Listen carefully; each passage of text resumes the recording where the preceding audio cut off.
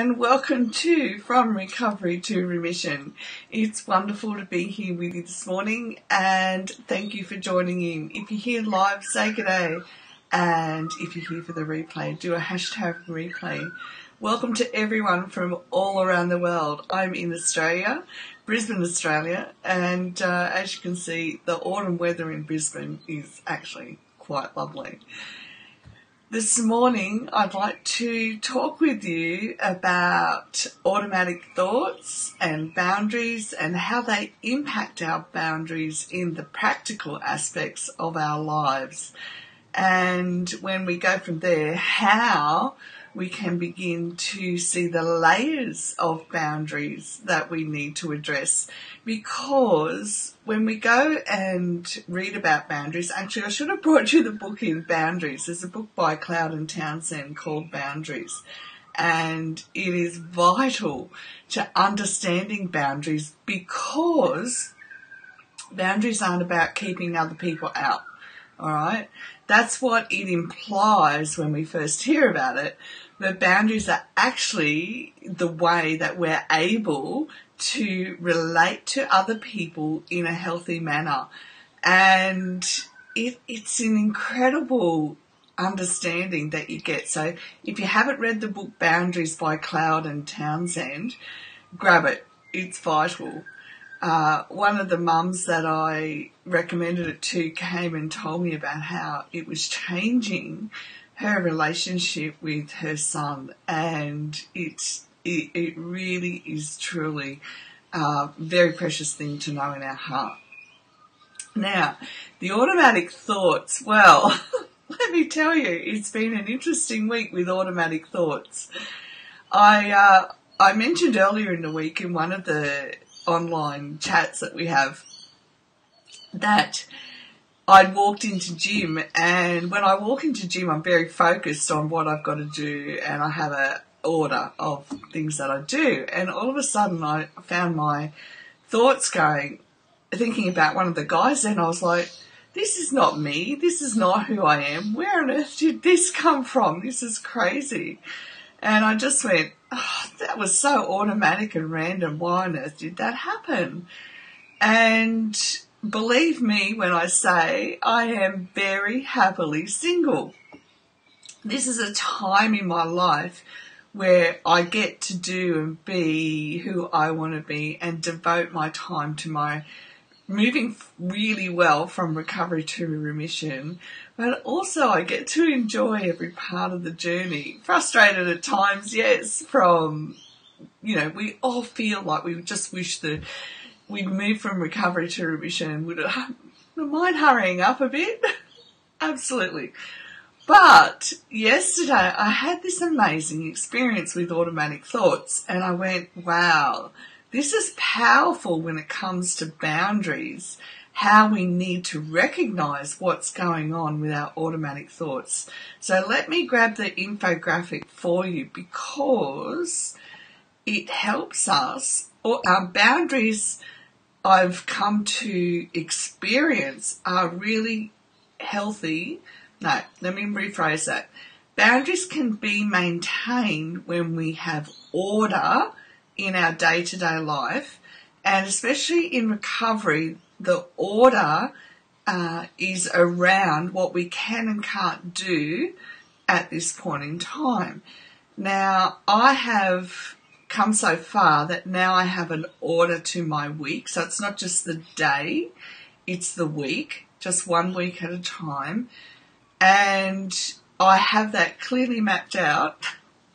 Trust me, I have it clearly mapped out. I grab one of these, week to a page. So it's a whole week at a time that I can see, because visual is so important. It really, when our vision goes from like the front here where we're aware of, right straight back into the primitive part of our brain. So the visual becomes a really super important part of our recovery. Now, because I can see the week to an opening, I'm able to implement that order into my brain, into my mind, and that's where my focus is. So a really lovely friend said, hey, we need to catch up. And I said, yep, great, this is when I can do it. So next Monday. And we said, yep, and if anything changed, we'll, let each other know. And they couldn't do next Monday.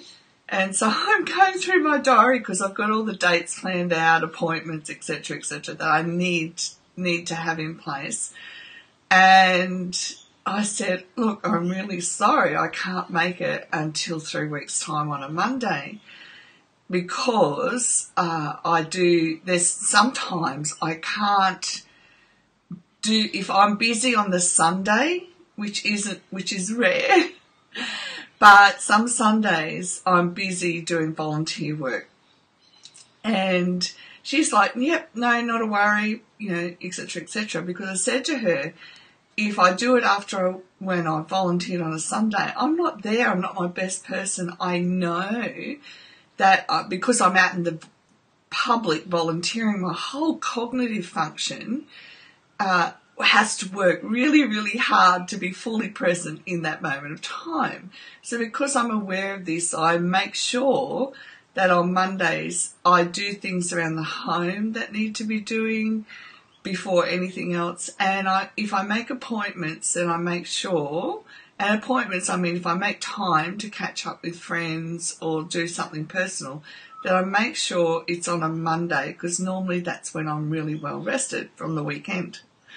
But if I volunteer on the weekend, then I know that Mondays I need to give my mind and brain time it's like being overstimulated, and to calm down and just not relax as in, relax, I've got to sit back and do nothing, but relax and incorporate the whole experience into my mind, brain, body, breath connection, okay?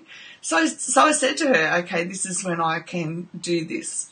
And she's like, great, yeah, not a problem. And then all of a sudden my thoughts are like beating myself up because I put in place a healthy boundary that was for me and for her too, because if I showed up on a Monday after volunteering, it'd be like, well, I'm not my best self for you here. I'd be there tired, and, it's really hard to go and enjoy a time with a friend when you're like that. So I said, okay, this is what we do. She was great, happy. Self-care is important. And then as my automatic thoughts started about beating myself up because I have an order now, I went, this is crazy. We need information about this. And if I need this information, you do too, so that you can conquer automatic thoughts and boundaries all at once. So let's grab our infographic today. And so what are automatic thoughts? How can we recognize them in order that we know that it's not us and who we are today? So automatic thoughts are images. They can be images or mental activity that is a perception to an action or event. So as you can see for me, just walking into gym, I had an automatic thought that just came out of the blue. It wasn't representative of who I am. It wasn't, it didn't represent where I am today. And even with making a date and time to catch up for coffee with a friend, there were automatic thoughts that, just appeared out of nowhere. I'm really happy with my schedule. And so I went, right, this is what happens. We have to catch those automatic thoughts, and because they literally do pop up out of nowhere and without any conscious thought. Now we need to remember this. When they're automatic, there is no conscious thought that goes into them. All right, you will begin to notice them now. I have no doubt. You'll be like, where'd that come from? All right. Now, they can be beneficial. All right. Now, think of a situation in your day-to-day life where all of a sudden, just say you're out driving and it goes from beautiful sunshiny to raining. Now, when we drive, our cognitive function is really focused, obviously, because we don't want to get hit by any other car and we don't want to hit another car. So if the rain comes, our automatic thoughts can go, oh, I've got to turn the wipers on, or I've got to, do I need to go somewhere to get out of the rain? It can be just automatic without us having to have any conscious thought towards it. And then we buy into the automatic thought when we start consciously responding to it like, oh yeah, cool, no, I'm okay.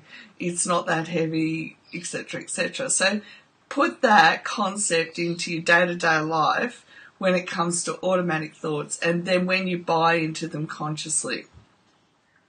However, with anxiety and depression, and very definitely around complex PTSD, they're not always beneficial. And I want you to remember we have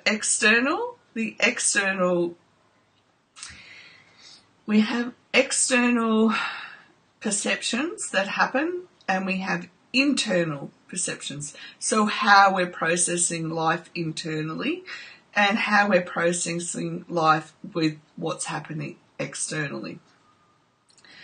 And it's very, very important that as we go deeper into our recovery, that we recognise what's external. So when am I responding to external activity, and when am I responding internally? Because for so many years we kept everything external, and we responded to the external and took it from external to internal. We need to develop the internal awareness in order that it drives the external instead of the outside driving the internal. Now, when we think about the abuse, neglect, bullying, and sex trafficking, and so many people have been involved in sex trafficking as children, okay, anyhow, we can't go down that funnel at the moment, but it is vital that we recognise that it happens. That we have to keep our whole senses, our whole sensory system, our mind-brain connection alert to the external in childhood, that when we get into adulthood, if we're not conscious of the automatic thoughts internally, then it drives our experience of life, and it doesn't drive it in a healthy manner. So if I walk into gym and an automatic thought starts thinking about a guy, and I buy into it, not knowing that it was automatic, then I could go down and have a really bad experience because I'm not sticking to who I am and where I'm going at this point in time. Sorry. It's really huge when you understand that it was developed in our childhood, these automatic responses. And they are so much a part of our subconscious that until we recognise that they're happening, how are we going to change and make conscious decisions about where we're headed with our life in a relationship, for our work, for our future, with our children? I mean, how many of us grew up saying, I am never going to treat my children like my parents treated me? And then you become a parent, and all of a sudden you find the same words coming out of your mouth that your mother used, and you go, how did that happen? Okay, automatic thoughts. That's how it happened.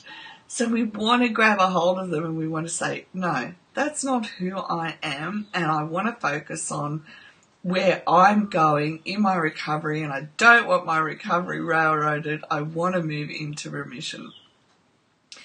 So how do we manage our boundaries when the automatic thoughts were developed in our childhood in a situation where we developed them to keep ourselves safe? We developed them out of watching the relationships around us. I mean, how many automatic thoughts of taking us down the rabbit hole of relationships that just don't work out because we think, oh yeah, okay, it's such a normal part of my thought process that I didn't know that I had to be aware of. And next thing you know, I end up in a relationship with someone foregoing who I am and what I'm here to do, why I want to do, what's the next part of my life, even what's the next part of my day-to-day life. And all of a sudden, we don't know how we end up in a bad relationship. And look, I'll stick my hand up. I am the first to say this understanding, if it had been around, there are definitely relationships I wouldn't have ended up in if I'd known how deeply embedded these automatic thoughts are and how aware I had to be and how I had to develop boundaries of saying how I'm being treated is not in a healthy manner and I need to keep moving along. Okay? So when it comes to automatic thoughts and boundaries and we start putting all the pieces of our life together and an automatic thought happens, we need to return our focus onto what we're doing. So the guilt may come. We may feel guilty for putting in healthy boundaries that keep our health well.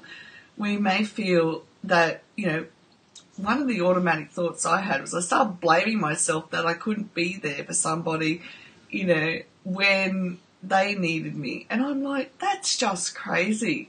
I've done enough learning to know that that is not even a healthy way to think. Why is this happening?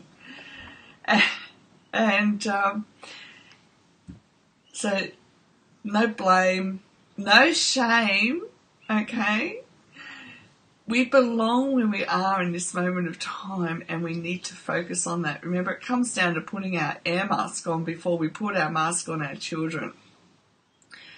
We want to slow down and we want to breathe. Use your 5 seconds in and 5 seconds out breathing because we want to get back to that grounded sense instead of the automatic thought triggering beating up on myself for, it used to be hours on end. Now I can catch it, which I am very, very grateful for because I know I used to go down that rabbit hole of beating myself up and it would last a considerable amount of time. That wasn't healthy for me. And it certainly wasn't healthy for the environment around me either. So remember, this comes back to when we walk into a room, we know when somebody's angry. And this is what we want, why we want to stop these automatic thoughts happening. We want to base our decisions in truth, not in what a random thought says. So my truth was that I need to make the coffee get together with my friend then in order that I can maintain my health. And we want to dismiss them and we want to refocus on where I'm headed today. Okay, I hope that helps with automatic thoughts and boundaries.